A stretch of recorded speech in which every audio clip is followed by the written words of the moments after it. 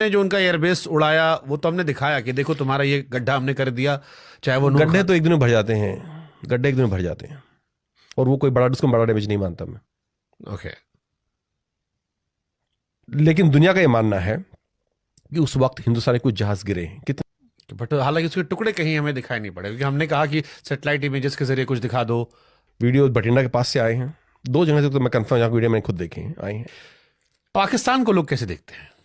Operation सिंदूर हुआ था, इसको बाहर कैसे लोग देखे? जैसे इंडिया में हमारा एक परसेप्शन है कि हमने घर में घुस के मारा उनको, हम ट्रीज में, इजराइल में, बाकी जगहों पर, यूक्रेन में, रशिया में, वहां कैसे लोग देख रहे हैं जो ये इंडिया पाकिस्तान वॉर में? लेकिन जहां तक एक पर्टिकुलर चीज का बार बार जिक्र ट्रंप भी करता है, और पाकिस्तान जिसको बहुत यूज कर रहा है, वो है वो पहली रात जिस टाइम हमारे 84 जहाज हवा में उड़े पाकिस्तान पर हमला करने के लिए, और पाकिस्तान का एक क्लेम कि हमने आपके 6 जहाज गिरा दिए। ये भी कहना है कि हम तो और भी ज्यादा गिरा सकते थे, क्योंकि हमने we have locked down to many of your aircrafts, पर हमने कहा कि बात आगे ना बढ़े, इसे 6 गिराए, सक्सेसफुल नहीं हो पाए हैं।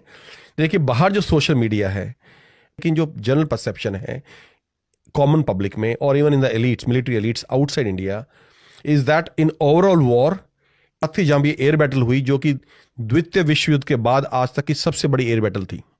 84 जहाज हिंदुस्तान के हवा में उड़े थे और 42 पाकिस्तान के थे, और उन्होंने, लेकिन दुनिया का ये मानना है कि उस वक्त हिंदुस्तानी कुछ जहाज गिरे हैं, कितने गिरे हैं मैं नहीं जानता, लेकिन ऐसा दुनिया में परसेप्शन है सच।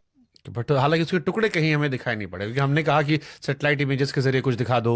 वो बोले पामपोर मैंने खुद देखा है, वीडियो बठिंडा के पास से आए हैं, 2 जगह से तो मैं कंफर्म, यहाँ वीडियो मैंने खुद देखे हैं, आए हैं। जो उनका एयरबेस उड़ाया वो तो हमने दिखाया कि देखो तुम्हारा ये गड्ढा हमने कर दिया, चाहे वो गड्ढे तो एक दिन में भर जाते हैं, गड्ढे एक दिन में भर जाते हैं, और वो कोई उसको बड़ा डैमेज नहीं मानता मैं। ओके।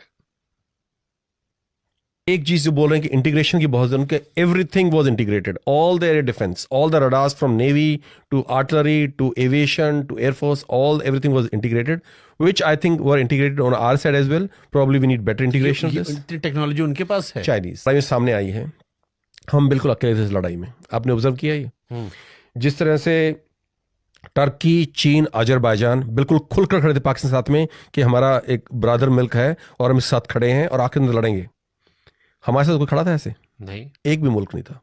और हम जयशंकर जी की आंखों में वो हम दिखा देते हैं, लेजर जा रही हैं और पता नहीं उन्हें कहाँ कहाँ झंडे गाड़ दिए, बहुत अच्छा काम किया है, मैं कारणों में नहीं जाऊंगा, लेकिन ये रिजल्ट, एंड रिजल्ट ये है। और अगर कल चीन, अमेरिका और ये सब, चीन और पाकिस्तान इकट्ठे हो जाते हैं और टर्की इकट्ठे हो जाते हैं, सऊदी अरेबिया ने तो पैक्ट कर ही लिया है कि अगर पाकिस्तान में लड़ाई होगी तो सऊदी अरेबिया शामिल है, तो हम कहाँ जाएं, किससे लड़ें? बांग्लादेश हमारी वैसे दुश्मनी हो गई है, अभी हम अकेले लड़ेंगे उनसे?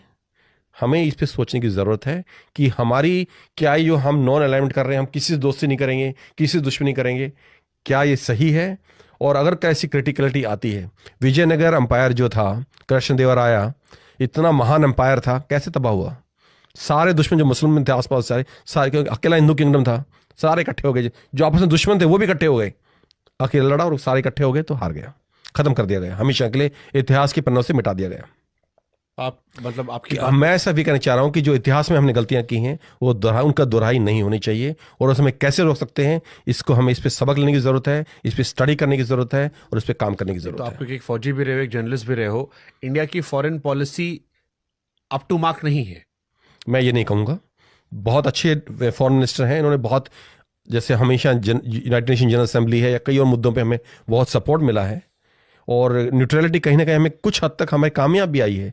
लेकिन क्या जो क्रिटिकल मोमेंट होगा, देखिए अंत में क्या है, जब आपके एग्जिस्टेंस की बात आ जाएगी, एग्जिस्टेंस खतरे में है कि हमें खत्म कर देंगे सारे ये मुस्लिम दुश्मन मुल्क मिलके, उस समय हमें बचाने कोई अगर नहीं आएगा, तो क्या हमारी न्यूट्रलिटी ठीक पॉलिसी थी? ये हमें सोचना है, और ऐसी हालत में हमें क्या करना है फ्यूचर के लिए, कैसे हमें अपने आप को प्रिपेयर करना है। सिर्फ हमारी अकेली ताकत काम नहीं आएगी। चीन जैसे हम ट्रेड डील करें, हमने ईयू के साथ डील की, हमने अमेरिका के साथ डील की, तो वो कह रहे हैं कि हम अपना देश की ग्रोथ पे ध्यान दे रहे हैं, बाकी जो है वो आपस में लड़ मर रहे हैं अभी। मिश्रा जी, जब अंग्रेज हिंदुस्तान में थे, यहाँ पे जब उन्होंने कब्जा किया, मैं सिर्फ आज से 200 साल की बात कर रहा हूँ, एज पर वन एस्टिमेट हम दुनिया का 25% जीडीपी प्रोड्यूस करते थे, 25% जीडीपी ऑफ द वर्ल्ड, जो कि आज यूएस भी नहीं करता है। True. उस टाइम में हमने बड़ा ग्रोथ पे ध्यान दिया हुआ था। और आज से 1500 साल जब हमले शुरू हुए, सोमनाथ को इतना लूटा गया, इतने हमले हुए, तब हम सोने की चिड़िया थे। अब भी हम सोने की चिड़िया बन सकते हैं, तो फिर लूट ली जाएंगे। तो क्या सिर्फ फोकस जीडीपी पे होना चाहिए? सही बात है।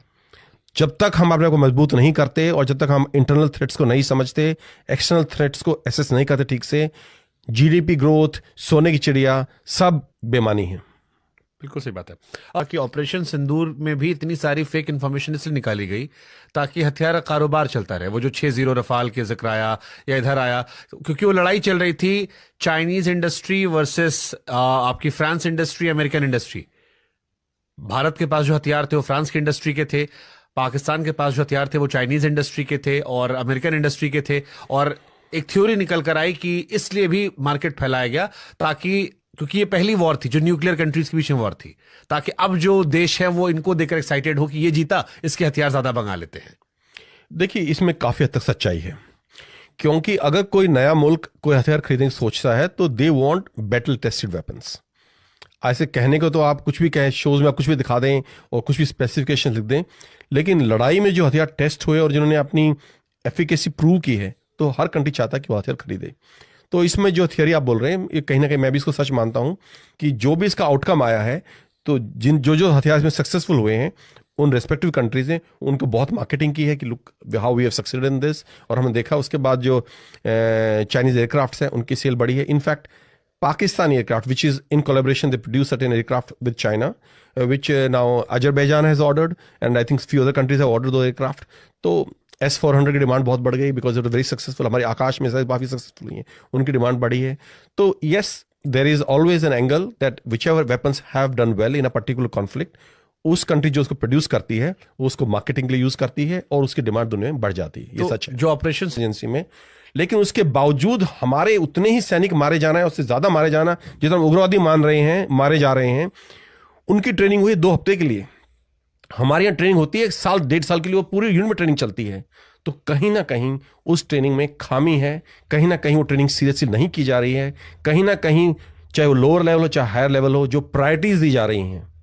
देखिए, मैं एक और बहुत थोड़ी चीज होती है जिसमें 90% अफसर जो हैं फौज के, मेरे इस चीज़ को नाम ऐसे मेरे खिलाफ हो जाए इस चीज़ को सुन के, लेकिन जो एक सहायकी सिस्टम है फौज के अंदर, ऑर्डरली सिस्टम है कि आप एक जवान को नौकर कहना तो गलत होगा, एक सहायक बोलते हैं उसको, कि आपकी हर चीज़ में, लेकिन वो आपके हर चीज़ कर रहे हैं जो एक नौकर करते हैं घर में। देखिए, हमारे जवान क्यों इतने सक्सेसफुल हुए ब्रिटिश इंडिया के अंदर, क्योंकि जवान के अंदर एक वो गौरव है कि मैं सैनिक हूं। लेकिन जब उससे आप ऐसे काम करा रहे हैं जो एक सैनिक को नहीं करने चाहिए और उसको एक फौजी वो जामा पहना देते हैं, तो कहीं ना कहीं जो ये हादसे हो रहे हैं, मैं उसको भी एक तरह से उसके लिए जिम्मेदार मानूंगा। दूसरा, जहाँ आप किसी ट्रेनिंग सेंटर चाहिए, ये नहीं कि मैंने फौज छोड़े मुझे इतने साल हो गए हैं, मैं हिंदुस्तान आर्मी के लगातार टच में रहता हूँ, जवानों से बात करता हूँ, जैसा मैंने बोला पत्रकार बन गया हूँ ना अभी, तो हर चीज़ पता करता हूँ क्या हो रहा है, कैसे हो रहा है, क्या बदलाव आ रहे हैं। तो ये जो है जहाँ ट्रेनिंग होनी चाहिए, ट्रेनिंग सेंटर्स के अंदर कुछ जगह हो रही है, कुछ अच्छे कमांडेंट्स आते हैं कराते हैं, लेकिन ज़्यादातर हर जगह सहायक बांट रखे हैं आपने। जहाँ भी उस कमांडेंट को, उनके कर्नल साहब को अगर कोई फेवर चाहिए फौज के अंदर, वहाँ एक सहायक दे देता है वो।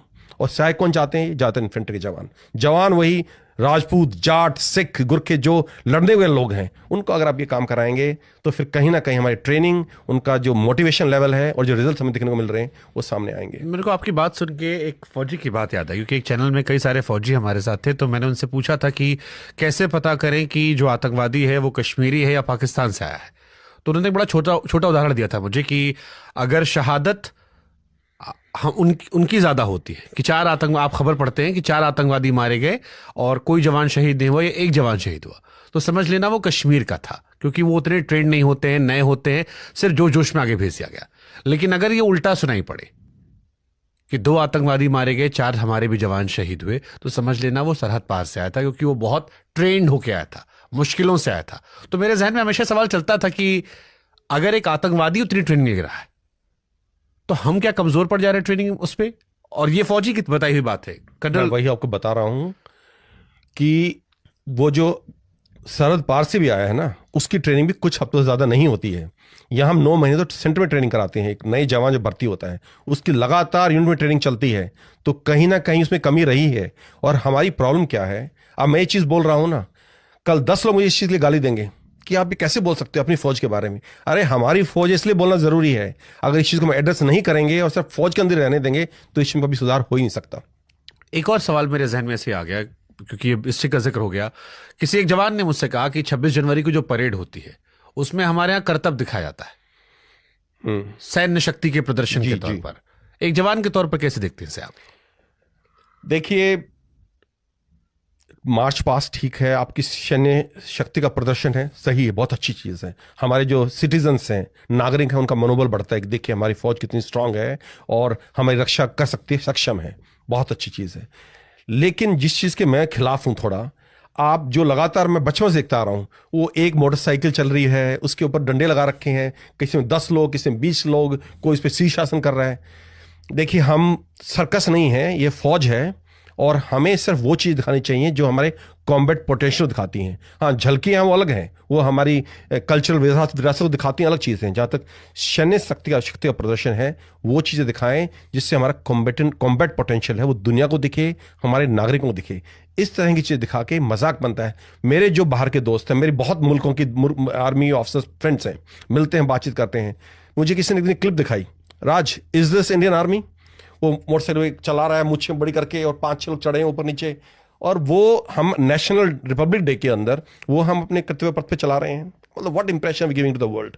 आई don't want to be extra critical, but we have to stop doing this circus and all. Let's show only combat power when we show it to अपने जो नागरिक हैं, अपनी सिटीजनरी है, उनका मोरल बढ़ाने के लिए, और दुनिया में एक इंप्रेशन के कारण है कि जैसे पाकिस्तान में भी हम देखते हैं, आसिम मुनीर हुए, शहबाज शरीफ हुए, इन्होंने भी एक एग्रीमेंट साइन किया कि अप्रत्यक्ष तौर पर वो भी लड़ाई रुकवाएंगे और अगर हिजबुल्लाह हमास आता है तो ये भी अटैक करेंगे।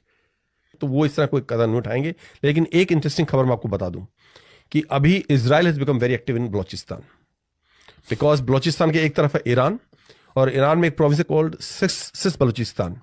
वो सारे सुन्नी मुसलमान हैं, बलोच हैं, जबकि ईरान पूरी एक शिया कंट्री है।